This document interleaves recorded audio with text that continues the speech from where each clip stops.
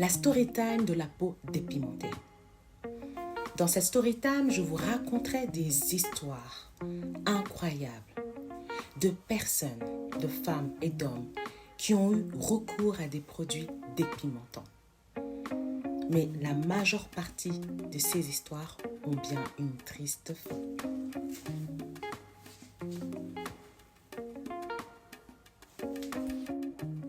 C'est l'histoire de Gladys, une jeune demoiselle qui avait une peau ébène absolument magnifique. Michael était fou amoureux d'elle. Ça faisait longtemps qu'ils étaient ensemble. Michael a voyagé en Europe pour finir ses études. Il lui a promis de revenir l'épouser. Michael est un jeune homme qui fait partie de ceux qui respectent leurs paroles. À la fin de ses études, il a promis à Gladys de venir l'épouser. Michael a des valeurs, a des principes. Malgré sa vie en Europe, il n'a pas oublié ses origines.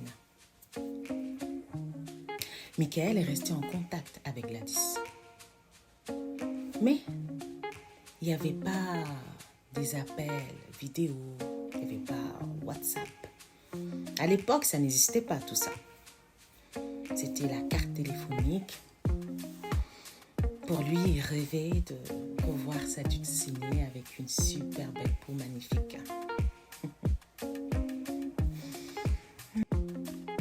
Michael a terminé ses études et se prépare à retourner au pays pour épouser sa fameuse Gladys.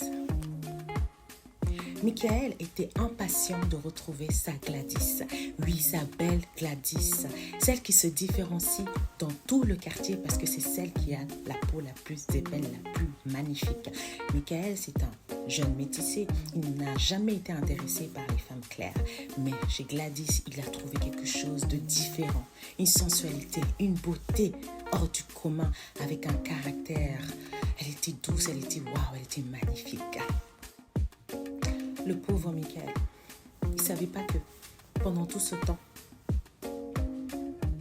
sa Gladys avait bien changé. Sa Gladys, sous les conseils de ses tatas, a commencé à se dépimenter la peau. La Gladys qui avait une peau ébène ne ressemblait plus du tout à la Gladys qu'il a connue.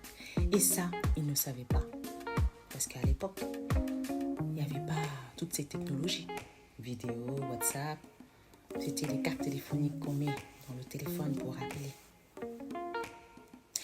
Gladys s'est laissée tenter parce qu'elle trouvait que son teint était trop foncé. Elle a commencé à se mettre des crèmes parce qu'elle savait qu'elle allait se marier. Donc elle a commencé à se dépimenter la peau, à faire des mélanges. Corticoïdes par-ci, savon rempli de mercure par-là. Gladys était fière. Plus les jours passaient, plus elle était fière de se voir beaucoup plus claire. Parce que pour elle, c'était la mode, quoi. Il fallait se mettre à la page. Elle était persuadée que Michael allait adorer son nouveau teint. Donc Gladys était fière de la nouvelle femme qu'elle était devenue. Celle qui avait éclairci, celle qui avait blanchi, celle qui pouvait montrer que ma futur mari était en Europe, quoi. Oui, il fallait qu'elle soit la star de son mariage.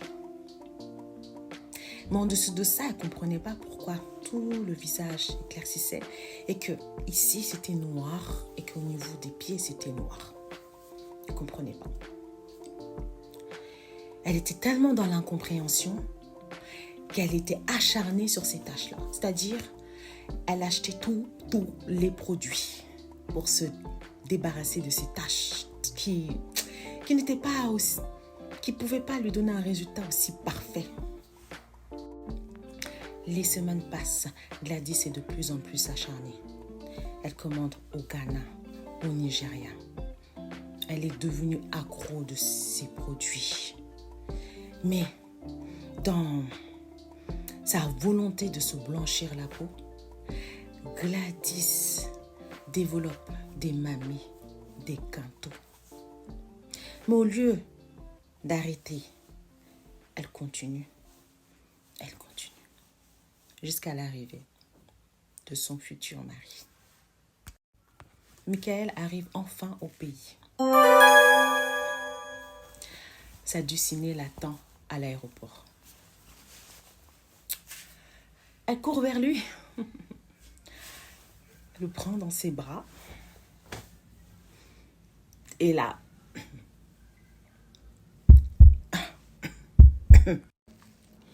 voilà que Gladys voit son Michael à l'aéroport. Elle court comme dans les films là, américains. Michael! Elle court. Au moment de le prendre dans ses bras, blocage. Michael n'a pas reconnu Sadducine. Il dit, Gladys, c'est toi là. Elle dit, oui, c'est moi. Gladys, is that you? Ah, mais elle regarde ses copines et dit, mais oui, c'est moi, tu ne me reconnais pas? Le gars, il n'avait plus de mots. Il passe seulement, il part. Il passe devant elle. Il froisse sa tête, il chipe. Elle regarde ses copines. Elle dit, ah, qu'est-ce ça? Qu'est-ce ça? Il dit, bon, peut-être qu'il a fait un mauvais vol.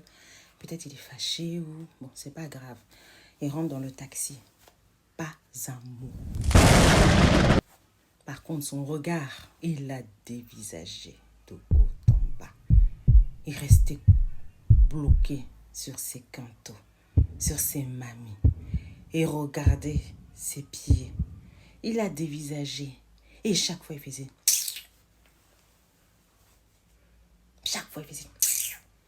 retourner sa tête. Ah.